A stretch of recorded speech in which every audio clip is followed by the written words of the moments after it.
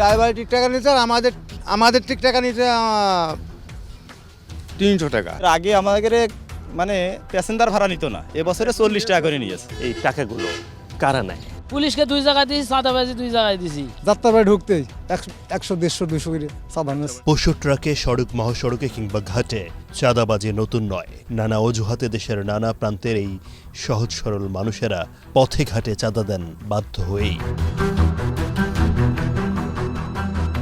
রাস্তায় খরচ আছে, ওই যে চান্দা মান্দালে 500 টাকা দিয়েছি। নূরপাতা তুললি ওই 300 টাকা নিল নি, আর এইটা তুলছে হলো বেলধরতা তুলছে 500 টাকা নিয়েছে। অর্ষেদ গঞ্জাম করতে যাবে কি ডরের সাথে? হ্যাঁ, আর একটু সম্মানের খাতে দিয়ে তোরা খাকা। হাটেও আছে অনিয়ম, পথের হয়রানি আর ভোগান্তি দেখতে ঢাকার অদূরে পাটুরিয়া দৌলতিয়া ঘাটে এটিএন বাংলার সমাধান কোথায় ট্রেন।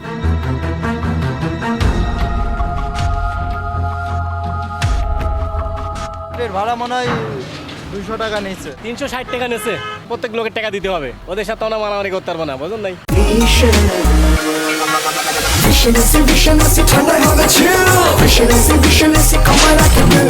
এটা বিআইডব্লিউটিসি এর সাথে কোনোভাবেই সম্পৃক্ত না।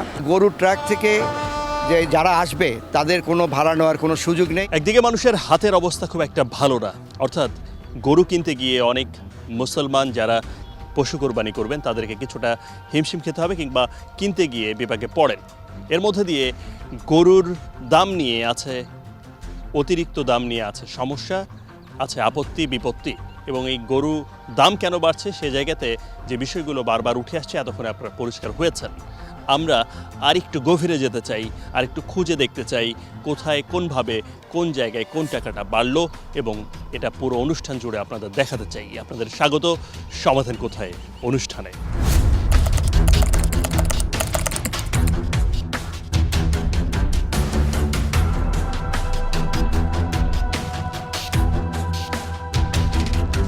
সারা বছর পশুপালনের পর গ্রামের কিষাণ কৃষাণী খামারিরা ঢাকায় আসেন বড় আশা নিয়ে। একটু ভালো দামে পশু বিক্রি করে সেই টাকা দিয়ে ভবিষ্যৎকে কিছুটা সুন্দর করবেন, সন্তান প্রিয়জনদের ছোট ছোট আবদারগুলো পূরণ করবেন। কিন্তু তাদের এসব কতটা পূরণ হয় তা হয়তো অনেকেই জানেন। একে তো পশু খাদ্যের দাম বাড়ায় এসব প্রাণী পালনের খরচ বেড়েছে ট্রাক ভাড়াও। অন্যদিকে ঢাকায় আসার পথে কখনো বা ঘাটে তাদের বাড়তি টাকা চাঁদা দিতে হয় নানান জনকে। কেউ যদি জোর করে নেওয়ার চেষ্টা করে বা করে তাহলে তাদের বিরুদ্ধে আইনগত ব্যবস্থা গ্রহণ করা হবে। এবার সরেজমিনে দেখতে চাই প্রশাসনের তৎপরতা আর হুঁশিয়ারি কতটা কাজে এলো। ঢাকার 2 সিটি কর্পোরেশনে এবার হাট বসেছে 19টি। শুরুতে ঢাকা উত্তর সিটি কর্পোরেশনের স্থায়ী পশুর হাট গাবতলীতে আমরা।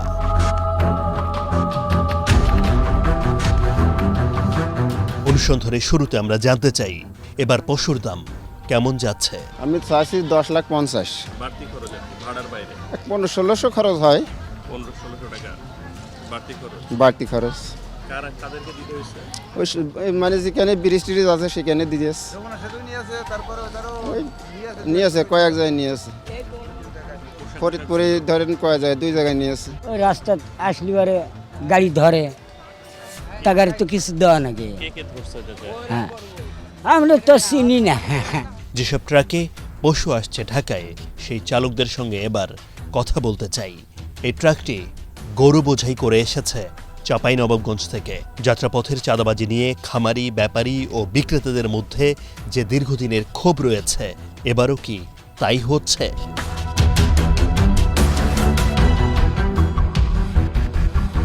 টোটাল মিলিয়ে 2000 টাকা রাস্তা খরচ হয়তো আপনার টোকাই মোকাই পুলিশ দিয়ে 2000 টাকা মতো হয়তো। জি, টোল বাদ দিয়ে এটা খরচটা এখন তো 300-400 টাকা লাগে, 400 লাগে, 300 লাগে, 500 লাগে, রানিং এর উপরে লিয়ে। আচ্ছা, 300-400 করে যদি মোড়ে নেয়, এরকম কয়টা মোড় পড়ে আর টোটাল কত টাকা? জি, এরকম পড়ে 5-7টা মোড় পড়ে ভাই, 5-7টা মোড় পড়ে। ঢাকা আসতে গিয়ে আপনাদের চাঁদার খরচ কত পড়ে? 15,000 টাকা পড়ে। কারা নেয় এটা? এটা আপনার পুলিশ সার্জন নেয়, তারপরে আপনার ওই টোকাইরা নেয়, রাস্তাতে নেয় আর থামে নেয়। দীর্ঘদিন গরু লালন পালন করার পরে যখন আপনি গরু নিয়ে দূর দূরান্তে আসবেন, অর্থাৎ ঢাকা কিংবা এই ধরনের মতো শহরাঞ্চলে আসবেন, তখন রাস্তার উপরে অনেক রকমের খরচের খবর নতুন কিছু নয়, আপনারা সবাই এই বিষয়গুলো জানেন। আমরা এবার একটু খোঁজার চেষ্টা করছি, বোঝার চেষ্টা করছি ঠিক কোন জায়গায় কিভাবে কত টাকা খরচ হয় এবং এই টাকাগুলো কারা নেয়। এবার যেতে চাই রাজধানীর উত্তরা দিয়াবাড়ি এলাকায়, আরও একটি পশুর হাটের পরিস্থিতি বুঝতে চাই।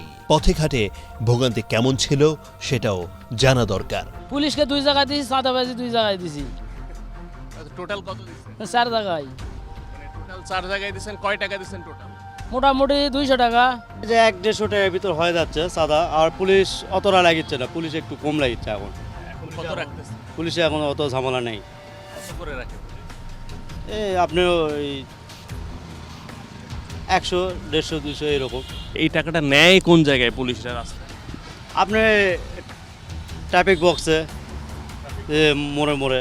উত্তরা দিয়াবাড়ির এই কোরবানির পশুর হাটে ঝিনাইদহ, কুষ্টিয়া, নাটোর সহ বেশ কয়েকটি জেলা থেকে পশু আসছে প্রতিদিনই। দেখা যাচ্ছে যে বিভিন্ন পথে ঘাটে নানা জায়গায় আগে যে পরিমাণ চাঁদার পরিমাণ ছিল সেটা আগের চেয়ে কমে এসেছে। এখন অনেক চালকরা বলছেন যে এটা অনেকটা সহনীয় পর্যায়ে এসছে, যদিও তাদের অভিযোগ হচ্ছে যে গরুর গাড়ি বলে এটা করা হচ্ছে। অন্য সময়ে সবজি কিংবা অন্যান্য পণ্য যখন দেশের বিভিন্ন প্রান্ত থেকে আনা হয় সেটাতে আরও খরচ দ্বিগুণেরও বেশি ছিল।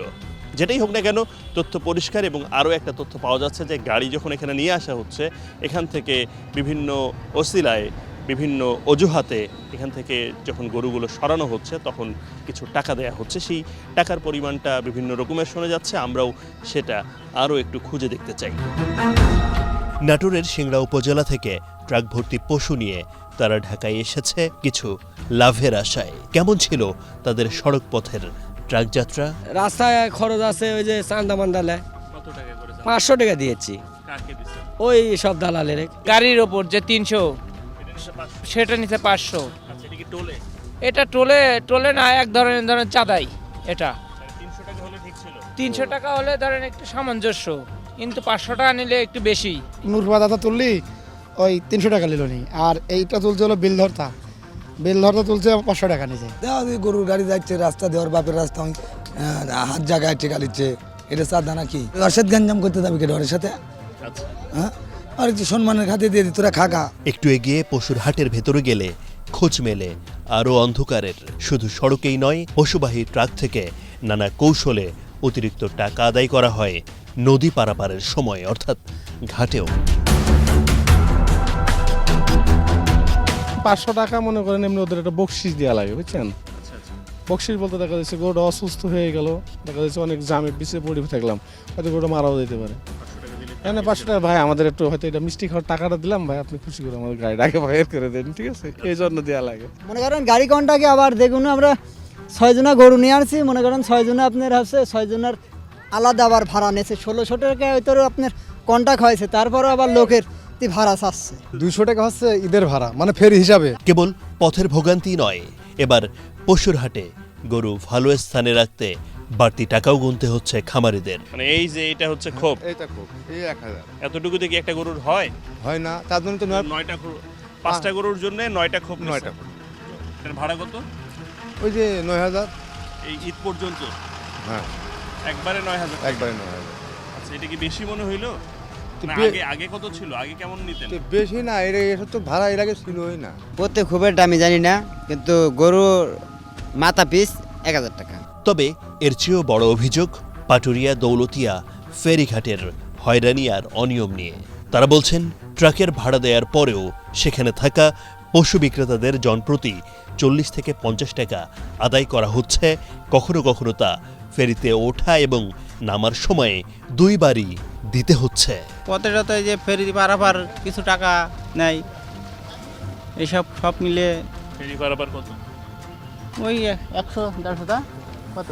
250 নিয়ে। 250 টাকা। এটা কিসের টাকা? এটা পার হতে লাগে বলে। আর আমরা 15 জন ছিলাম, আমাদের কাছ থেকে 50 টাকার পিস চাইছিল।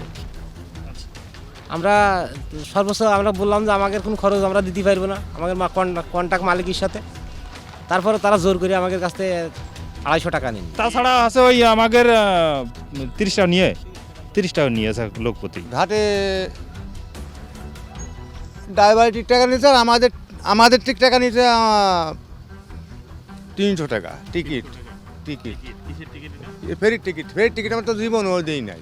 ফেরির টিকিট ফেরির কি গাড়ির টিকিট নাকি মানুষের টিকিট? মানুষের ভাড়া নিতে টিকিট। কিন্তু গরু যেটাতে আসছে সেটা কি মানুষের ভাড়া নেয়? তো এই তো হলো কথা, তাহলে এই কথাটা বলার কোনো কথা আছে বাবা? মানুষের ভাড়া নিল, মানুষের ভাড়া নিল 300। কে নিছে এটা? ওই যে ফেরিঘাটের লোকজন। লোকজন টিকিট দিছে? হ্যাঁ, টিকিট তোর কাছে নাই। এ আবার বিশাল এক কাহিনী রে বাবা। প্রথম দিলাম হয়েছি 180 টাকা টিকিট। তো তারপরে ওই টিকিটটা আবার এই যে গাড়িটার নামে না, ফেরি পার ওঠে, ওই সময় দুইজন যাই ওই টিকিটটা নিয়ে আর দিল না, বলে আর টিকিট লাগবে না। আবার এরপর সেই গাড়ি নামার সময় ওই টিকিট ছাড়া আমার ছাড়ে না, আবার ফের 15 আবার টাকা নিল, 150 টাকা আবার ছাড়ে। আমি দুই বাবা টিকিট আমরা ফেরিঘাটে এবার খুব এক হচ্ছে যে গরুর গাড়ি, দ্বিতীয়ত সেখান থেকে যাত্রী কিংবা যারা ছিল গরুর গাড়ির মধ্যে যারা গরুর ব্যাপারী, যারা গরু নিয়ে আসছে বা গরু বিক্রেতা, সবার কাছে।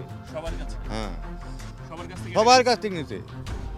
তাহলে গরুর গাড়িতে যারা আসছে তাদেরও টাকা নিচ্ছে এবং টিকিট আবার যখন ফেরিতে ওঠা হচ্ছে তখন সেই টিকিটটা নিয়ে নেওয়া হচ্ছে এবং পরবর্তীতে যখন গাড়িটা নামছে ফেরি থেকে তখন ওই টিকিটটা না দেখানোর কারণে আবার ওই একই পরিমাণ টাকা তাদেরকে দিতে হচ্ছে, অর্থাৎ 2 দফায় 330 টাকার মতো ফেরিতে খরচ হচ্ছে। এবং এই মুরব্বির দাবি অনুযায়ী সেখানে প্রত্যেকটা গাড়িতেই এই একই পরিস্থিতি হচ্ছে। বিষয়টি আরও পরিষ্কার হতে এই ট্রাকগুলোকে অনুসরণ করি আমরা। অনেক দূরের পথ থেকে ঢাকা আসতে তাদের কোনো সমস্যা হয়েছে কিনা শুনতে চাই।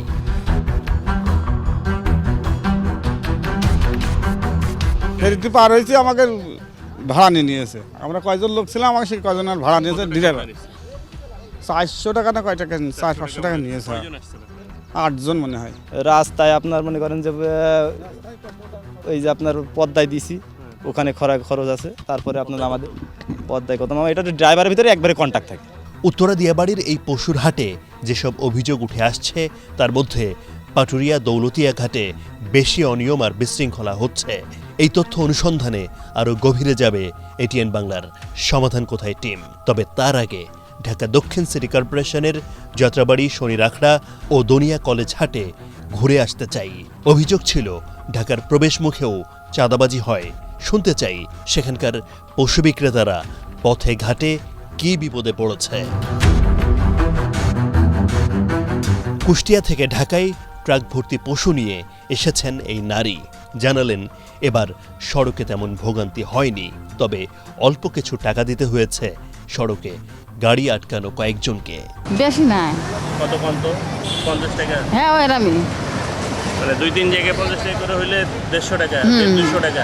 2 জায়গায় নেয়। হ্যাঁ, 2 জায়গায় একটু দেয়, তাছাড়া 2 জায়গায়। আর এখানে এসে টাকা গাড়ি ভাড়া এখানে এসে দেয়, কোনো জায়গায় কেউ চায় না। এখানে গরু রাখার জন্য কি টাকা দিতে হয়েছে? না বলে টাকা লাগে নাই। না। আচ্ছা, তাইলে হাট মালিকে এটা করে।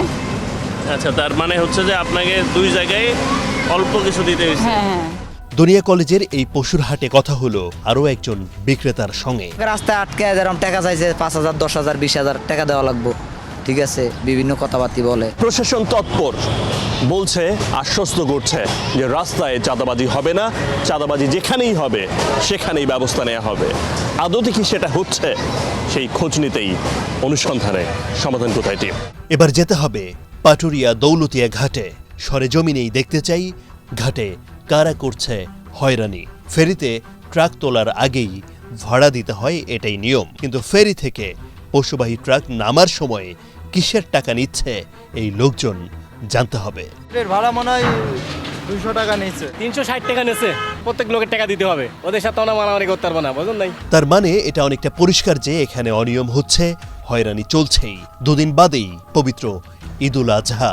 এই কয়েকদিনে শত শত ট্রাক ঢাকায় এসেছে এই ঘাট দিয়ে। কিন্তু এসব দেখভালের দায়িত্ব যাদের, তারা কোথায়, কি করছেন? এটা বিআইডব্লিউটিসি এর সাথে কোনোভাবেই সম্পৃক্ত না। গরুর ট্রাক থেকে যে যারা আসবে তাদের কোনো ভাড়া নেওয়ার কোনো সুযোগ নেই। ওপারে এই ব্যাপারে প্রশাসন কঠোরভাবে ব্যবস্থা নিয়েছে এবং এপারেও যদি এটা থাকে আমরা ইজাদার দেখে আমরা বলেছি এবং আমরা প্রশাসনকে অবহিত করেছি। গরুর ট্রাকে যদি কোনো অতিরিক্ত যাত্রী থাকে সেটা ইজারাদারের এখতিয়ার নেই অতিরিক্ত তাদেরকে আটকিয়ে ভাড়া নেওয়ার। এখানে ইজারাদার ভাড়া নিবে লুজ যাত্রী, যারা হেঁটে হেঁটে ফেরিতে উঠে, তারা শুধু সেই যাত্রীর টিকিটই করতে পারবে। এখানে অন্য কোনো সুযোগ নেই। কেউ যদি জোর করে নেওয়ার চেষ্টা করে বা করে তাহলে তাদের বিরুদ্ধে আইনগত ব্যবস্থা গ্রহণ করা হবে। কিছুটা স্বস্তির কথা হলো সড়কে হয়রানি ভোগান্তি কমেছে। পুলিশ প্রশাসন চাইলেই যে পারে সেটাও এবার প্রমাণ হয়েছে অনেকটা। অবশ্যই হাইওয়ে পুলিশ নয়, সব পুলিশই এই জন্য মানে সজাগ হয়েছে। এলাকা থেকে শুরু হয়, অর্থাৎ যেখান থেকে গরুগুলো তোলা হয়, আনা হয়, সেটা হতে পারে হাট কিংবা অন্যান্য স্থান, সেখান থেকে শুরু হয়ে পথে এবং ঘাটে, অর্থাৎ ফেরিঘাট যেদিক করে ঘাট থেকে পার করা হয়, আবার অনেক সময় সড়ক পথে এসব আনা হয়। এই হলো পথ, ঘাট এবং এলাকা। আর সবশেষে ঢাকার যেসব স্থানে রাখা হবে সেসব জায়গায় রাখার জন্য নানা রকম সুযোগ সুবিধা কিংবা কখনো কখনো খুশি করানোর জন্যও কিছু টাকা দিতে হয়। এসবকে অনেকেই বলেন চাঁদাবাজি। এই কাজটা হচ্ছে প্রতিনিয়তই। আপনারাও এতক্ষণ ধরে শুনেছেন যে কোথায় কিভাবে কোন জায়গাগুলোতে হচ্ছে। অনেক জায়গায় আমরা যেতে পেরেছি, অনেক জায়গায় যাওয়া সম্ভব হয়নি। এর মধ্যে দিয়ে যতটুকু বোঝা যাচ্ছে তা হচ্ছে প্রশাসনের যে তদারকি, সেটা যদি হয় সুষ্ঠু এবং সুশাসনের যে প্রক্রিয়া সেটা যদি বাস্তবায়ন হয়, তাহলে দিনে দিনে এসব পশুর দাম অনেকাংশে কমে আসতে পারে। কেননা পথে ঘাটের কিংবা বিভিন্ন স্থানের যে অতিরিক্ত খরচ হয়, সেই অতিরিক্ত খরচের প্রভাব কিন্তু পড়ে এই গরুর উপরে। সেটা কিনতে হয় একদিক দিয়ে যেমন, আরেকদিকে বিক্রেতারও লাভ না হলে পোষায় না, হয় ক্ষতি। প্রিয় দর্শক, বিস্তারিত তুলে ধরেছি পুরো প্রতিবেদনে। আমরা চেষ্টা করেছি ভেতরে যাওয়ার জন্য যতটুকু সম্ভব হয়েছে। আপনার জেলা, এলাকা কিংবা আশপাশের জনভোগান্তি, জনবিড়ম্বনা কিংবা নানা অসঙ্গতির কথা আমাদের জানাতে যোগাযোগ করুন পর্দায় দেখানোর ঠিকানায়।